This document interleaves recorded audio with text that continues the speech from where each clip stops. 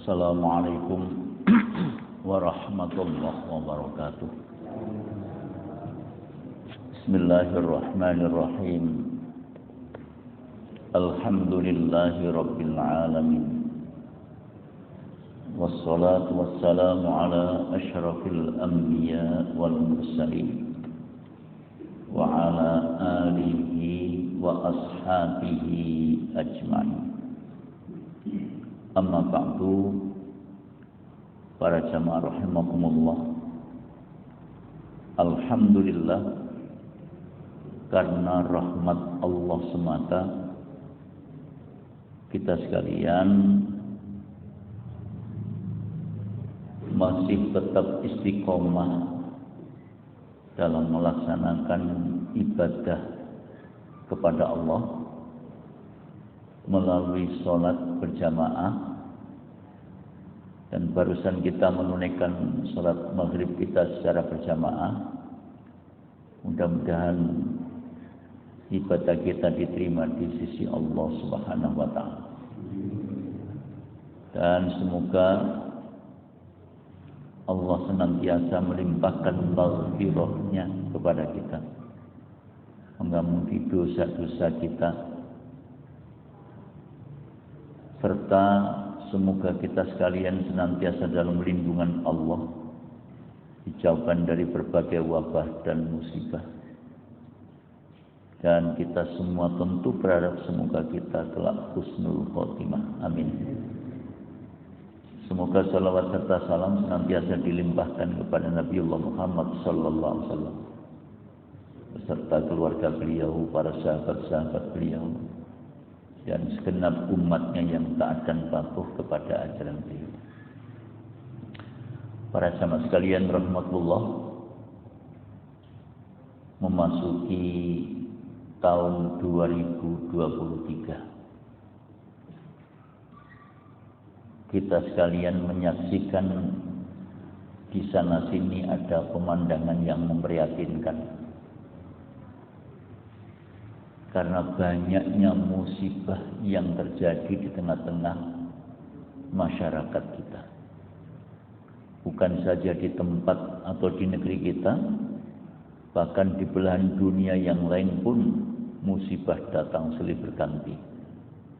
Apakah itu yang berupa banjir, apakah itu yang berupa gempa, gunung meletus, tanah longsor, puting beliung, dan lain-lain. Para jamaah sekalian rahmatullah, apakah yang demikian itu merupakan bentuk ujian ataukah azab? Tentu ini semua bisa dianalisa, bisa dicermati dari berbagai kondisi real yang ada di masyarakat. Kalau musibah-musibah yang semacam itu datang menimpa kepada orang-orang yang beriman, maka itu adalah bagian dari ujian dalam keimanan. Apakah tetap teguh dalam keimanan ataukah sebaliknya? Ya, itu adalah bagian dari ujian yang Allah berikan kepada setiap hambanya yang betul-betul menjaga agamanya, memegang teguh agamanya. Lalu dalam kondisi yang semacam itu Allah menguji apakah dia akan tetap komitmen dengan agamanya ataukah sebaliknya. Para jamaah sekalian rahmatullah, di surat Al-Ankabut, di ayat yang kedua, Allah menyatakan, a'udzu billahi minasyaitonir rajim, ahasiban nasu ayyutraku ayyaqulu amanna wa hum la yuftanun. Apakah manusia-manusia yang telah menyatakan beriman itu kemudian tidak akan diuji karena sudah merasa dirinya beriman. Ya. Ahasiban nasu ayyutraku ayyaqulu amanna. Apakah orang-orang yang telah menyatakan beriman kepada Allah kemudian mereka itu dibiarkan begitu saja tidak akan diuji? Nah, para jamaah sekalian rahmatullah, itu semuanya justru untuk membuktikan sejauh mana kesungguhan orang yang menyatakan beriman itu. Jadi ketika orang itu sudah menyatakan beriman, apakah kemudian wahum la yuftanun? Apakah lantas mereka dibiarkan tidak diuji? Para jamaah sekalian, di ayat nomor berikutnya, walaqad fatannal ladzina min qablihim, sungguh ya, kami telah menguji, kata Allah, kepada orang-orang sebelum mereka. Wala ya'lamannallahu alladzina shadaqu wala ya'lamannal kadzibin. Ujian yang Allah berikan itu untuk membuktikan siapa di antara mereka yang tetap memegang teguh keimanannya, ataukah kemudian sebaliknya mereka lantas mengingkari. Na'udzubillah min dzalik. Karenanya para jamaah sekalian rahmatullah, dengan memperhatikan ayat-ayat Allah yang ada di dalam Al-Qur'an, kalau musibah itu menimpa orang-orang yang beriman, maka itu adalah bagian dari ujian keimanan. Apakah mereka akan tetap beriman? Ataukah sebaliknya kemudian setelah itu dia menjadi kufur? Nah, para jamaah sekalian, sementara tidak jarang kita jumpai di berbagai wilayah, di berbagai daerah, di berbagai negeri muncul berbagai bencana, ya, muncul berbagai musibah seperti yang diungkapkan oleh Allah di surat Al-Hajj ayat 45. A'udzu billahi minasyaitonir rajim. Faka'ayyin min qaryatin ahlaknaha wa hiya dhalimatun. Berapa banyak negeri yang kami binasakan, kata Allah, disebabkan karena penduduknya berbuat zalim. Zalim itu artinya berbuat aniaya. Orang yang melanggar aturan, maka berarti yang bersangkutan telah melakukan kezaliman. Ya. Orang yang tidak taat kepada Allah, maka mereka itu dalam bahasa Al-Quran disebut orang-orang yang zalim.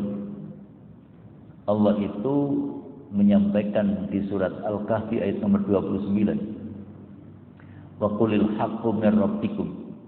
Katakan Muhammad, kebenaran itu datangnya dari Tuhanmu. Islam itu agama yang datang dari Tuhanmu, bukan dari nenek moyang, bukan dari bapak-bapak, bukan dari mbah-mbah, tapi dari Allah Rabbul Alamin. Faman syaa'a falyu'min wa man syaa'a falyakfur. Siapa yang mau beriman silakan beriman. Yang tidak mau beriman alias yang mau kufur silakan kufur. Allah memberikan kebebasan. Tapi ingat, kata Allah, inna a'tadna lidh-dhalimina nara. Bagi orang-orang yang zalim, menolak petunjuk Allah, menolak syariat Allah, menolak agama Allah, menolak kebenaran yang datang dari Allah, mereka itu adalah orang-orang yang zalim, dan orang-orang yang zalim oleh Allah dipersiapkan tempatnya di dalam neraka. Na'udzubillah min dzalik.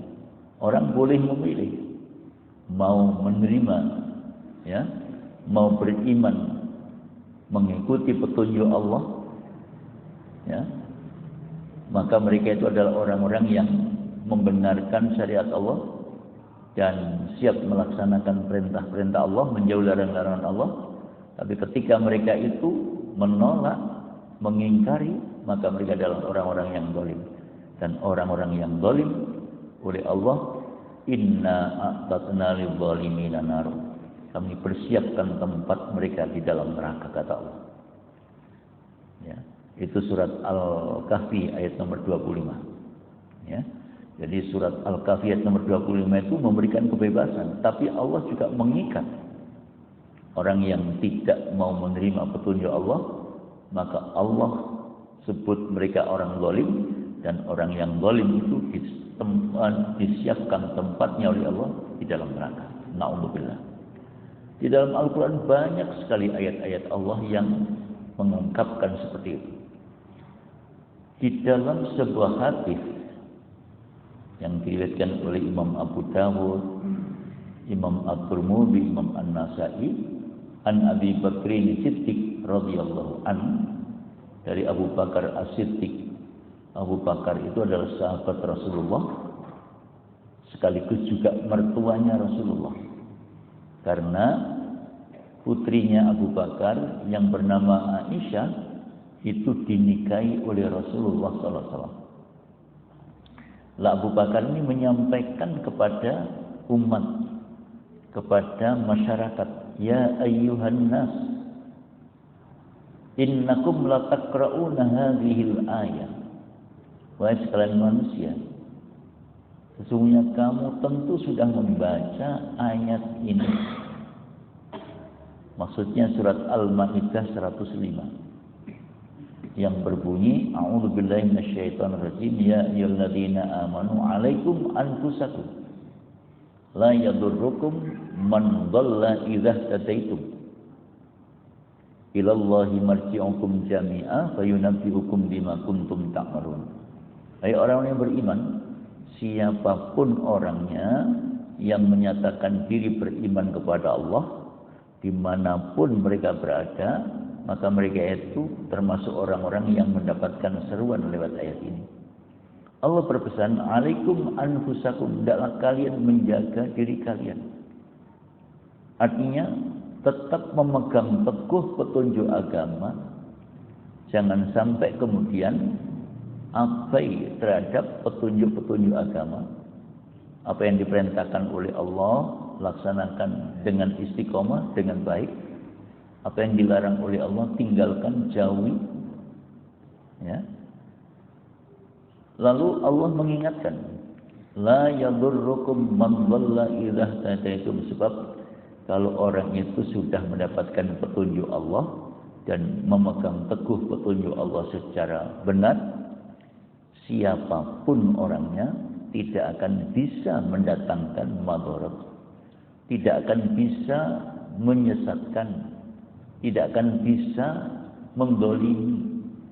Dia akan tetap memegang teguh petunjuk agama yang Allah berikan, yaitu ad-dinul Islam. Agama ini akan dipegang teguh dengan penuh kesungguhan. Dengan begitu kalau sudah memegang teguh, kayak apapun orang hendak menjerumuskan, tidak akan bisa.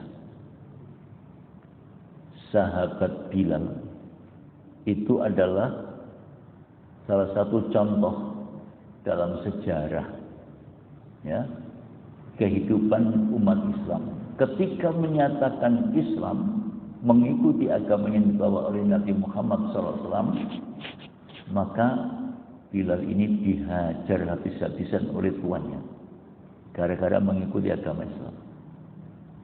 Ya, disuruh untuk menyebut Lata dan Uzza, tapi lesannya Bilal ini tidak bisa. Dihajar kayak orang mengajar rojo koyo, tapi tetap Bilal ini menyatakan ahad, ahad. Artinya Allah itu Maha Esa. Allah Maha Esa. Ya. Akhirnya kemudian kedatangan Abu Bakar. Lalu Bilal dimerdekakan oleh Abu Bakar. Begitu pula halnya dengan keluarga Ammar bin Yasir. Keluarga Ammar bin Yasir ini juga mendapatkan perlakuan yang tidak kalah hebatnya. Konon Ammar bin Yasir kaki dan tangannya dicincang, ditarik 2 ekor unta yang berlawanan arah, agar mau meninggalkan agama yang dibawa oleh Nabi Muhammad yang dijadikan panutan itu. Tapi dia menolak. Walhasil akhirnya kemudian meninggal dalam keadaan syahid. Istrinya juga begitu, dipanggang hidup-hidupan kayak manggang sate begitu. Setelah pingsan diangkat, kemudian ditanya apakah tetap mengikuti agama Muhammad. Tetap. Maka kemudian dibakar lagi, pingsan lagi, diangkat lagi. Begitu sadar, ditanya tetap mengikuti agama Nabi Muhammad, bakar lagi. Kemudian setelah pingsan diangkat lagi. Begitu ditanya setelah sadar, masih tetap dan bahkan lebih kuat untuk mengikuti agama yang dibawa oleh Nabi. Lantas akhirnya perutnya dibelah dan kemudian meninggal. Masya Allah. Sepatah kata pun tidak ada kalimat yang keluar dari lisannya yang menunjukkan keingkaran terhadap agama yang ia yakini, yaitu ad-dinul Islam. Inilah yang menggambarkan ketika seseorang itu sudah mendapatkan petunjuk Allah, la yadurrukum man dhalla idza hadaitum. Betapapun disiksa, diancam, dianiaya macam-macam, ya tetap akan teguh dalam pendiriannya dan tidak akan gampang terkecoh oleh bujuk rayu yang sengaja akan menjerumuskan dirinya. Nah, ilallahi marji'ukum jami'an. Kepada Allah kalian semua akan dikembalikan tanpa kecuali, siapapun orangnya. Lalu kalau sudah menghadap kepada Allah nanti, fayunabbi'ukum bima kuntum ta'malun. Setiap orang akan dibalas sesuai dengan amalnya masing-masing. Yang berbuat baik dibalas dengan kebaikan, yang berbuat jelek akan dibalas dengan kejelekan. Na'udzubillah min dzalik.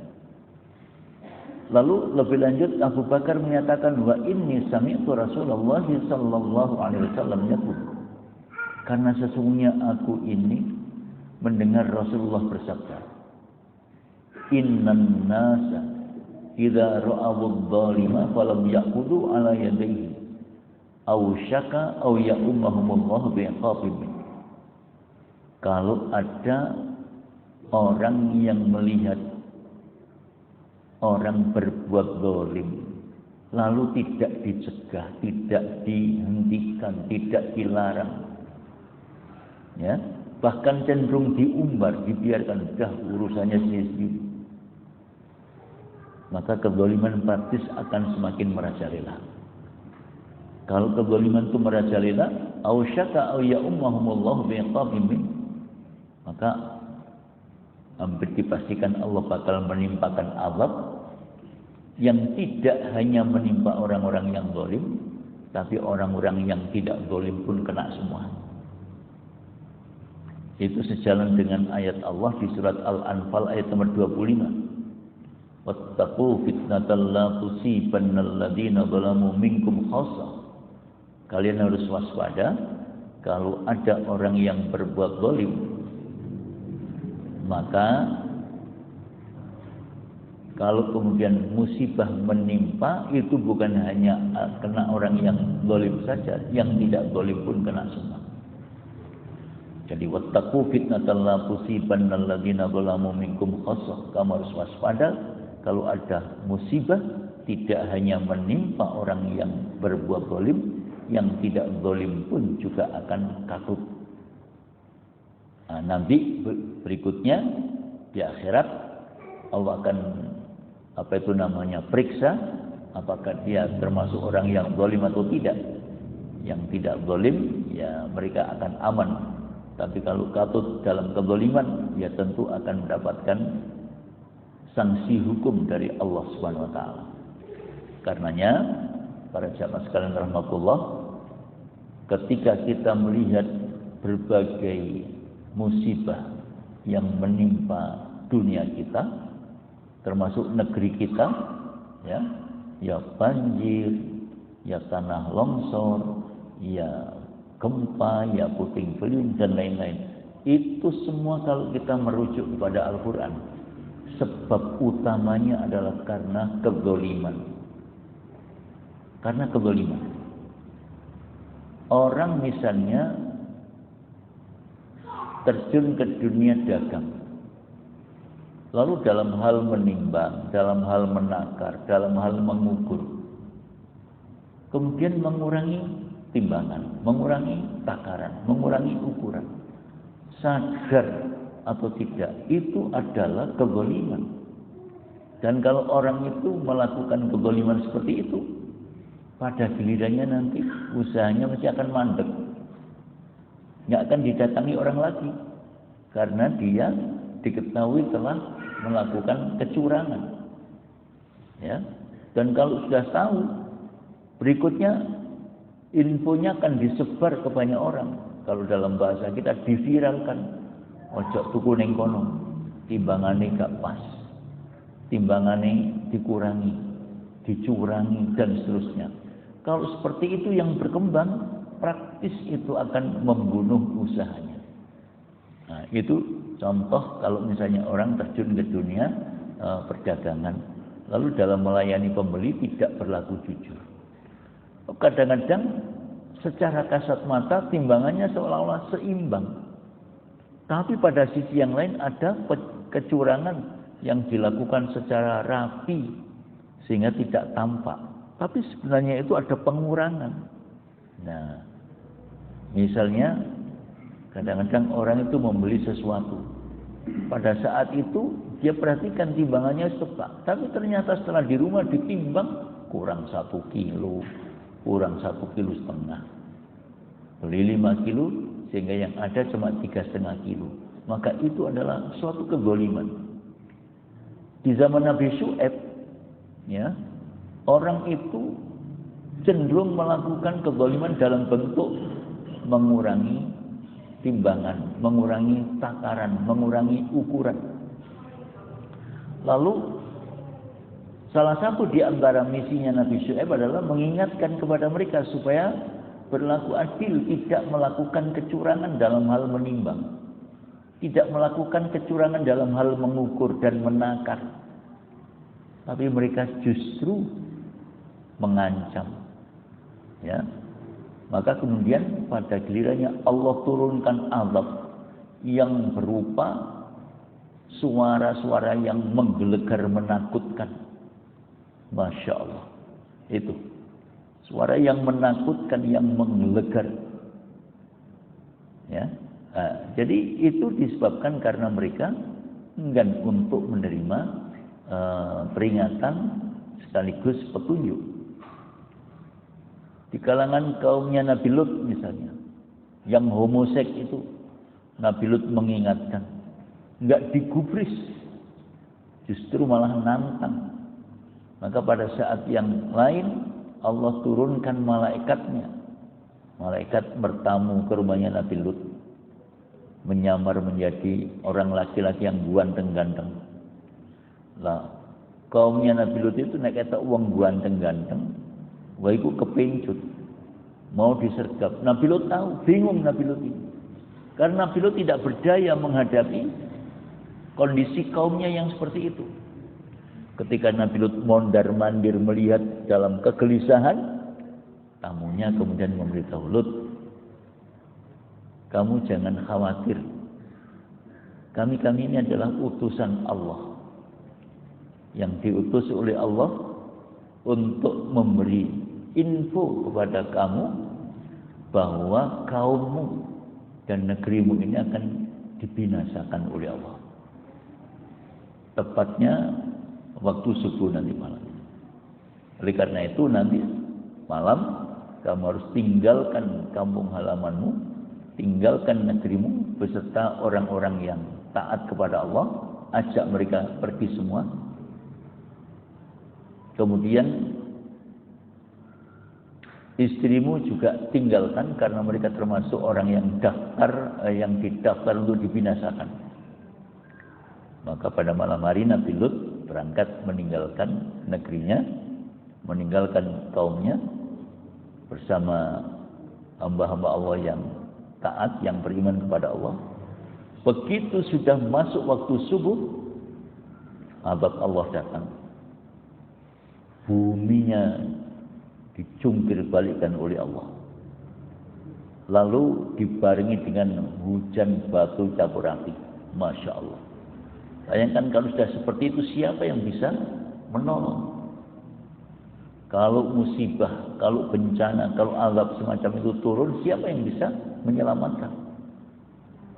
Nah, para jamaah sekalian rahmatullah, karena itu kalau misalnya kita perhatikan di banyak belahan dunia ini, ketika datang musibah, bisa jadi itu merupakan azab ketika mereka itu enggan untuk mengikuti petunjuk Allah.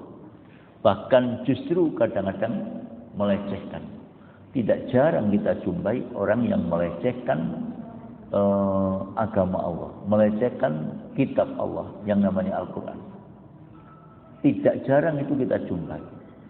Sebaliknya tidak jarang pula orang yang melecehkan, menghina, merusak Al-Quran, lalu kemudian mendapatkan balasan spontan. Ya, tapi ada kalanya juga orang yang semula membenci Al-Quran, lalu mengadakan kajian penelitian terhadap kebenaran Al-Quran itu, pada akhirnya kemudian berubah drastis. Akhirnya menjadi Islam dan menerima kebenaran Al-Quran secara mutlak. Karena Quran yang mereka anggap dongeng belaka, dilakukan kajian, diteliti menurut data ilmiah. Nah, pada akhirnya kemudian mereka menyadari betapa ini bukan omongan manusia, tapi ini adalah wahyu Allah, yang akhirnya kemudian mereka masuk Islam. Nah, hal-hal yang semacam itu penting untuk dijadikan sebagai bahan renungan.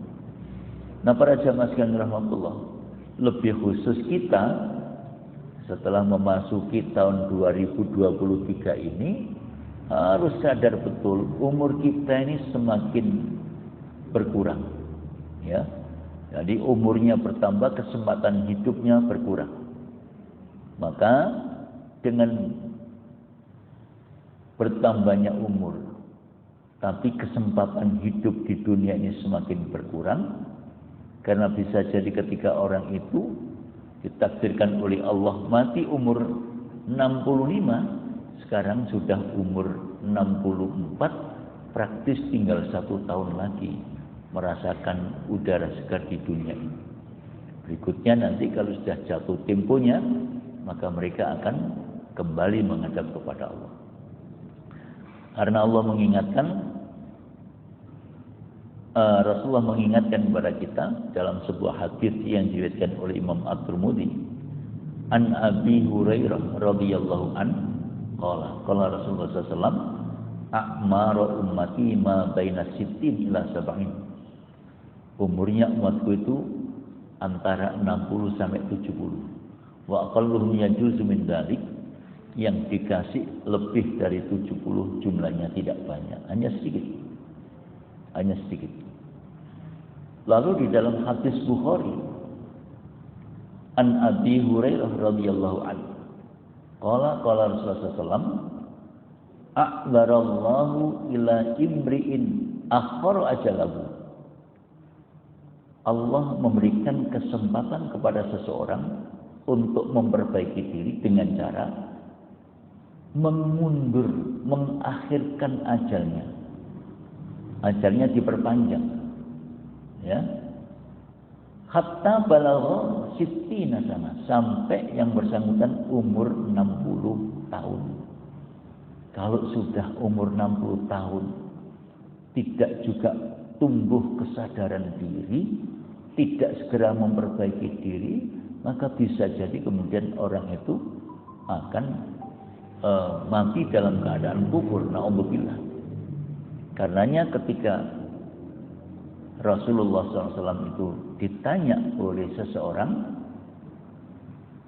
anna rajulan sa'ala Rasulullah sallallahu alaihi wasallam, ada seseorang yang bertanya kepada Nabi, ya Rasulullah, fa ayyun nasi khairun, siapakah manusia yang paling baik itu?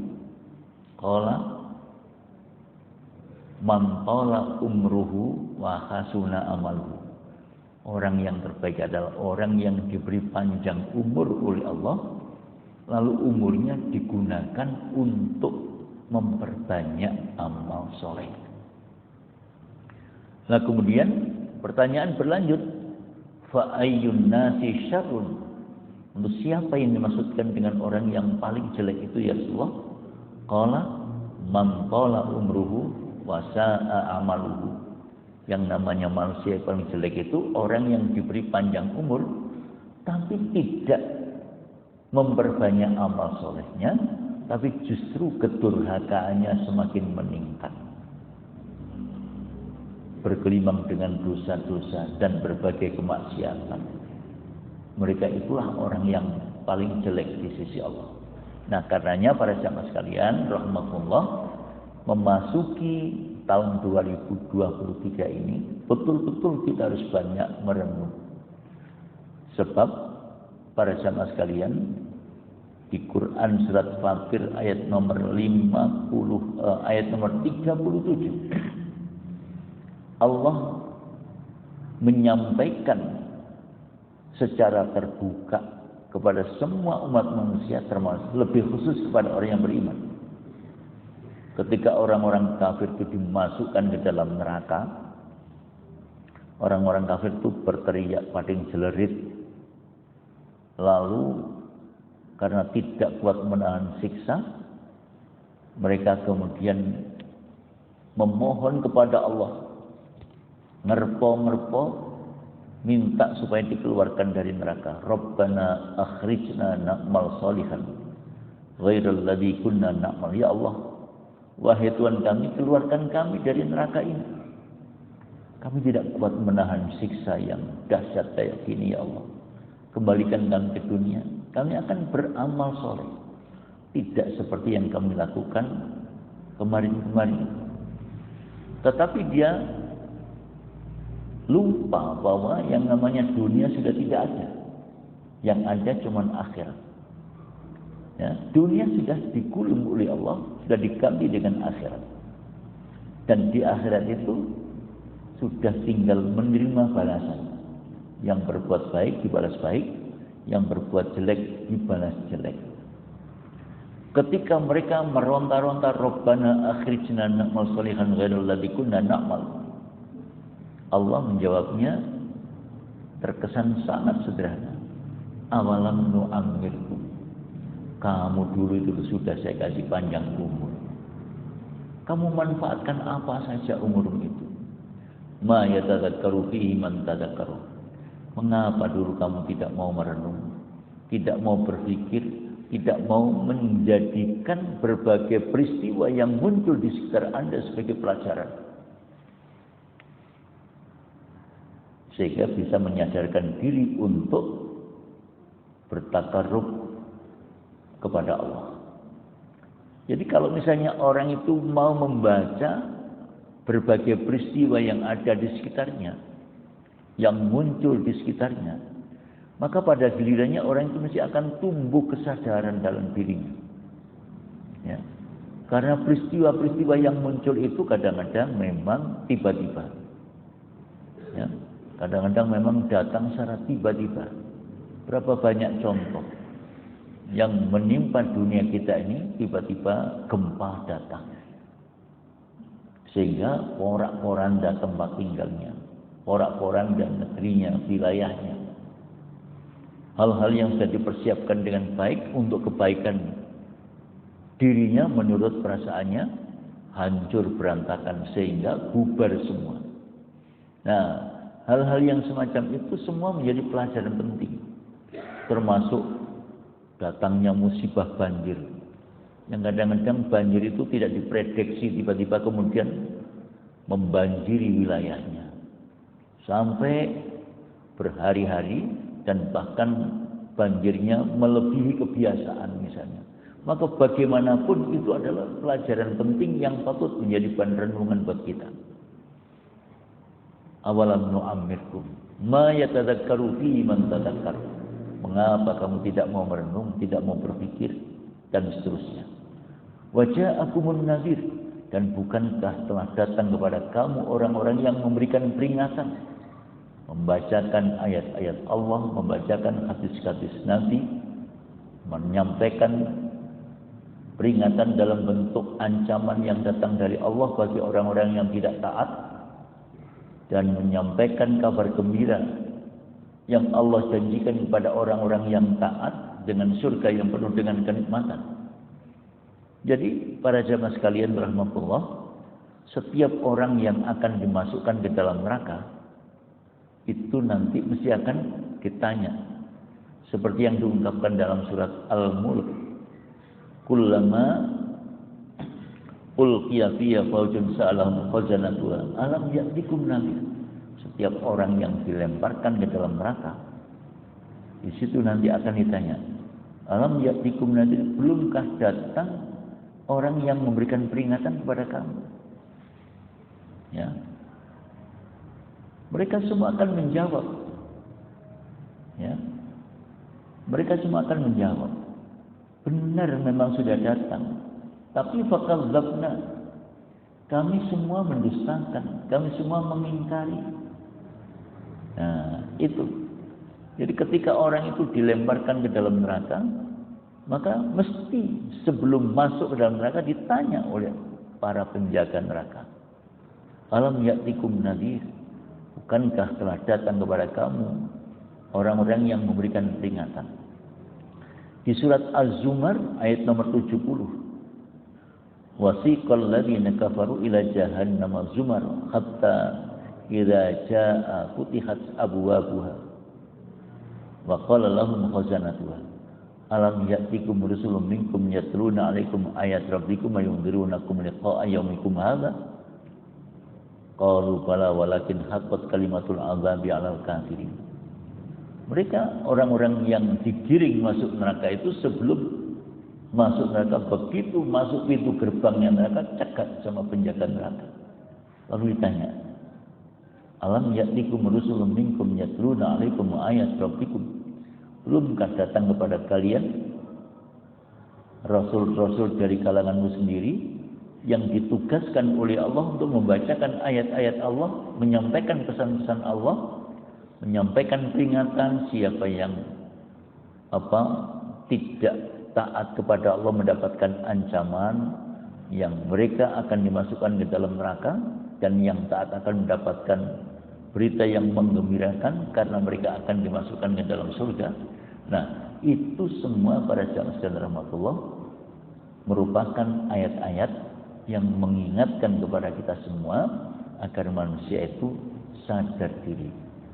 Kaitannya dengan persoalan kehidupan yang kita hadapi ini, ada dua ayat yang perlu kita pahami. Ada ayat kauniyah. Ayat kauniyah itu adalah berbagai keadaan yang ada di depan kita, peristiwa alamiah yang muncul, ya. Ini semua ayat kauniyah. Ya. Kita ini termasuk ayat-ayat kauniyah. Ya, keberadaan kita ini termasuk ayat-ayat kauniyah. Orang kadang-kadang tidak berpikir tentang dirinya. Ya, misalnya, pernahkah di antara kita berpikir tentang diri kita yang di sana ada sesuatu yang amat sangat sederhana kelihatannya? Misal, mengapa sih alis mata ini hidup sejak orang itu lahir sampai kemudian dewasa, tua, tidak juga memanjang, sementara rambut, ya, setiap bulan ini mesti memanjang dan kita paceki. Nah, itu sesungguhnya sebuah ayat-ayat kauniyah yang perlu menjadi bahan renungan. Salah satu di antara bukti kekuasaan Allah yang ada di hadapan kita ini, nggak ada manusia di dunia ini yang rupanya sama, ya, nggak ada manusia di dunia ini yang fisiknya sama, nggak ada. Walaupun lahir dari rahim seorang ibu yang sama, nanti lahir wajahnya tidak sama, tampilannya juga tidak sama, suaranya juga tidak sama. Orang cermin ini nggak ada yang suaranya sama. Nah, itu bukti kekuasaan Allah dan bukti keberadaan Allah. Itu ayat-ayat kauniyah. Ya. Maka di dalam surat Al-Alaq itu Allah perintahkan Iqra, bacalah. Karena tidak disebutkan objeknya, maf'ulnya, maka itu sesungguhnya kita diperintah untuk membaca banyak hal. Ya, tidak terbatas. Apapun boleh kita amati, boleh kita analisa, boleh kita cermati. Nah, kemudian setelah kita diperintahkan untuk membaca ayat-ayat kauniyah yang berada di depan kita, coba siapa yang pernah menggali lautan yang sedalam itu, kemudian berisi air yang sebanyak itu, lalu di dalam laut itu ada makhluk yang namanya ikan yang bentuk dan warnanya bermacam-macam. Pernahkah kita menanyakan siapa yang pernah ngecat ikan-ikan itu, kemudian berapa banyak cat yang bakal dikeluarkan untuk ngecat ikan yang ada di dalam laut? Masya Allah, itu semuanya pelajaran yang sangat berharga yang kadang-kadang manusia tidak memperhatikan tentang itu. Nah, jadi pada saat sekalian rahmatullah, sungguh itu adalah bukti kebesaran Allah yang ditampakkan secara kasat mata kepada kita semua. Nah, kemudian setelah Allah perintahkan Iqra secara umum, Iqra bismi rabbikal ladzi khalaq. Kalau membacanya itu serampangan yang tidak akan menghasilkan kesadaran. Tapi kalau membacanya itu dengan bismi rabbik, ya, Iqra bismi rabbik, membaca dengan ilmu, membaca dengan kesadaran, tidak emosional, maka pada akhirnya akan ketemu dengan pencipta alam semesta. Berikutnya, lantas Allah menggiring kepada kita, khalaqal insana min alaq. Manusia itu diciptakan dari segumpal darah. Perhatikan itu, baca itu. Berasal dari setetes air yang hina, berkembang menjadi segumpal darah, lalu berubah menjadi segumpal daging, lebih lanjut kemudian berbentuk manusia seperti kita ini. Ada matanya, ada hidungnya, ada telinganya, dan seterusnya. Itu semua saya kira tidak ada orang yang meminta, ya Allah, kalau toh anak saya nanti lahir, kasih mata, kasih telinga, kasih hidung, kasih mulut, kasih tangan, kasih kaki. Tidak ada begitu. Paling-paling cuma, ya Allah, mudah-mudahan anak yang bakal lahir dari rahim itu selamat, sehat, walafiat. Ya, nah itu. Tapi kemudian pernahkah kita mempertanyakan kapan kira-kira munculnya alis, mata, telinga, dan seterusnya?